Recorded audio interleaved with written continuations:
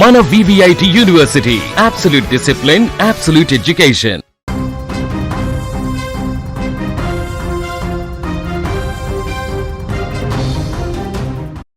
తమిళనాడు రాజకీయాల్లో ప్రస్తుతం అటు సీఎంగా ఉన్నటువంటి విజయ్, అదేవిధంగా ప్రతిపక్ష నాయకుడిగా ఉన్నటువంటి ఉదయనిధి స్టాలిన్, మాజీ డిప్యూటీ సీఎంగా పనిచేసిన ఉదయనిధి స్టాలిన్ మధ్య ఒక ఆసక్తికరమైనటువంటి రసవత్తరమైన పోరు నడుస్తుంది. ఎందుకంటే సినిమాల్లో ఇద్దరు కూడా హీరోలే, అటు విజయ్ కానీ అదేవిధంగా ఉదయనిధి స్టాలిన్ కానీ ఈ ఇద్దరు కూడా సినిమా రంగం నుంచి రాజకీయాల్లోకి వచ్చినటువంటి వ్యక్తులే. ఇప్పటికే ఉదయనిధి స్టాలిన్ విజయ్ కంటే కూడా పాలిటిక్స్లో కాస్త సీనియర్ అనే చెప్పాలి. ఆల్రెడీ ఆయన ఇంతకుముందే ఎమ్మెల్యేగా గెలిచారు, అలాగే డిప్యూటీ సీఎంగా కూడా డిఎంకే ప్రభుత్వంలో పనిచేశారు. ప్రస్తుతం ఇదే ఉదయనిధి స్టాలిన్ ఇప్పుడు ఆయన ప్రతిపక్ష నాయకుడిగా డిఎంకే పార్టీకి సంబంధించినటువంటి వ్యక్తిగా అక్కడ అసెంబ్లీలో ఉన్నారు. ఇప్పుడు ఇదే అసెంబ్లీలో ముఖ్యమంత్రిగా నూతనంగా ప్రమాణ స్వీకారం చేసి ప్రస్తుతం ఆయన ముఖ్యమంత్రిగా కొనసాగుతున్నటువంటి నాయకుడు విజయ్.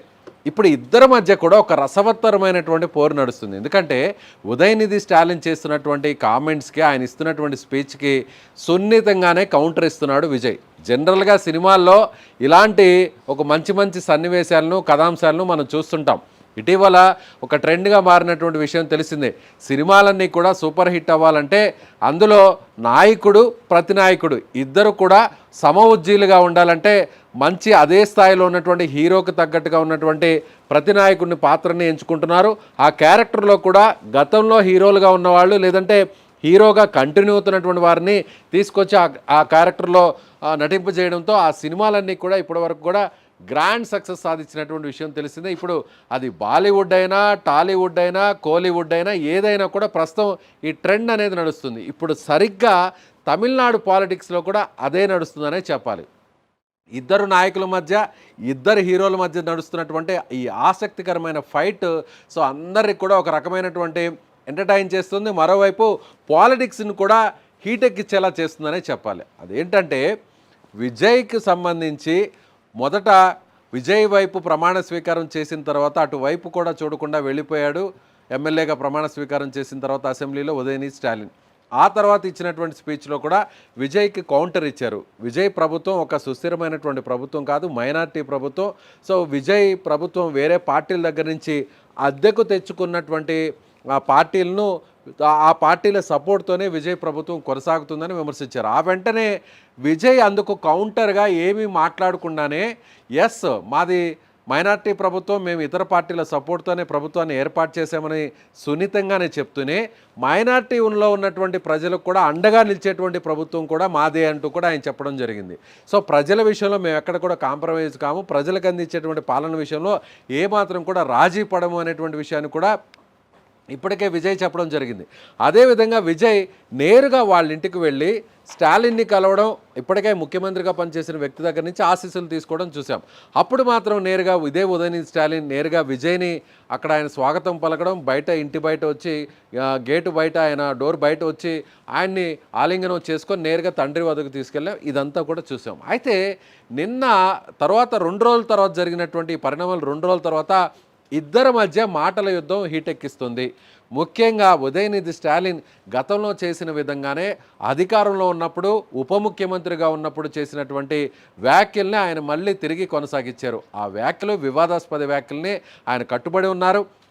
పలు సందర్భాల్లో కూడా ఇదే విషయాన్ని చెప్పారు. అది సనాతన ధర్మం విషయంలో ఆయన మళ్ళీ కూడా ఇప్పుడు ప్రతిపక్ష నాయకుడు హోదాలో కూడా మళ్ళీ అలాంటి మాటలనే ఆయన మాట్లాడడం జరిగింది. ఈ కొత్త అసెంబ్లీలో కూడా ఏమన్నారంటే సనాతన ధర్మాన్ని నిర్మూలించే విధంగా కూడా తమ పోరాటం కొనసాగుతుంది. ప్రభుత్వం కూడా అందుకు తగ్గట్టుగానే పనిచేయాలి.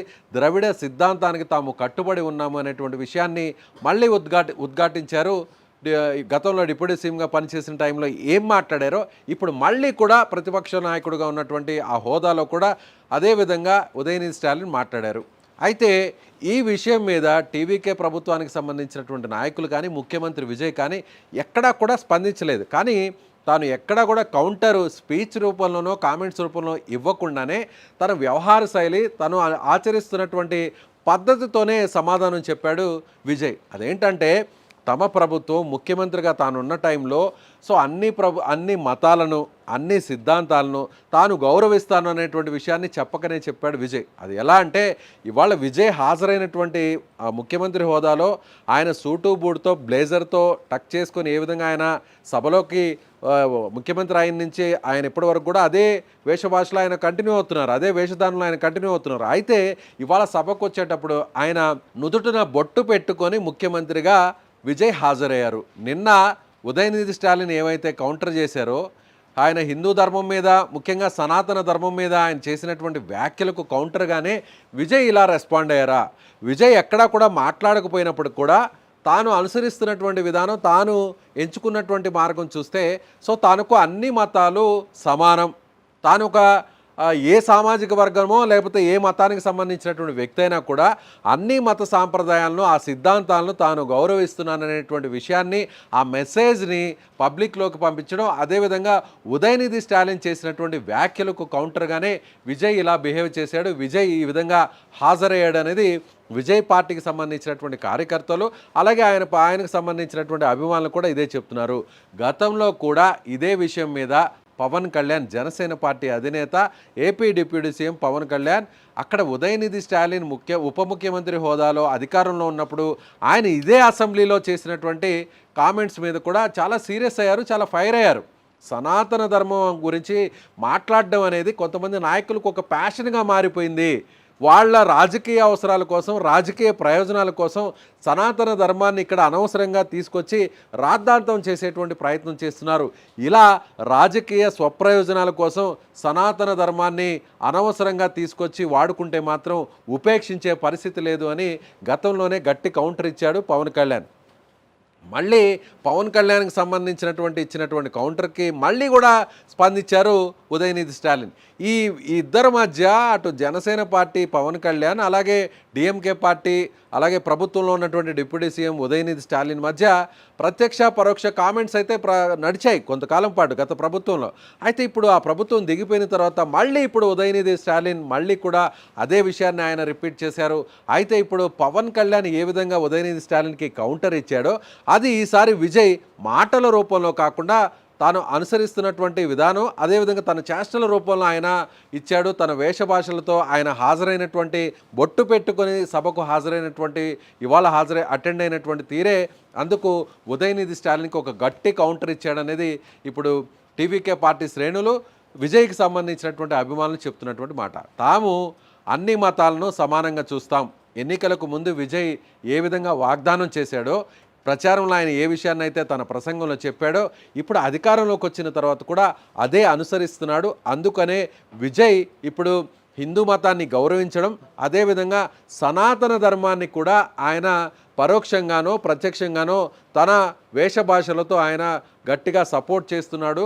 ముఖ్యంగా అన్నిటికంటే కూడా ఉదయనిధి స్టాలిన్ ఇచ్చినటువంటి ఆ స్పీచ్కి వ్యతిరేకంగానే విజయ్ ఇలా బిహేవ్ చేశారనేది కూడా కొన్ని వర్గాలు చెప్తున్నటువంటి మాటగా చెప్పాలి. ఏదేమైనా కూడా ఇప్పుడు తమిళనాడు రాజకీయాల్లో అక్కడ ప్రస్తుతం అసెంబ్లీలో జరుగుతున్నటువంటి ఈ ఫైట్ ఇద్దరు హీరోల మధ్య, అంటే హీరోలు అంటే గతంలో వాళ్ళు హీరోలుగా పనిచేశారు, సినిమాల్లో పనిచేసినటువంటి వ్యక్తులు, ఎవరి ఫ్యాన్ బేస్ వాళ్ళకుంది, అదేవిధంగా ఎవరి బ్యాక్గ్రౌండ్ కూడా వాళ్ళకుంది. ఇప్పుడు తాజాగా పాలిటిక్స్ నుంచి ఇప్పుడు వచ్చినటువంటి ఇద్దరు వ్యక్తులు, అంటే సినిమాల నుంచి పాలిటిక్స్లోకి వచ్చినటువంటి ఇద్దరు వ్యక్తులు కూడా అసెంబ్లీలో చేస్తున్నటువంటి కామెంట్స్ కానీ అందుకు కౌంటర్గా ఇస్తున్నటువంటి ప్రతిచర్య కూడా ఇప్పుడు చాలా ఆసక్తికరంగా మారింది.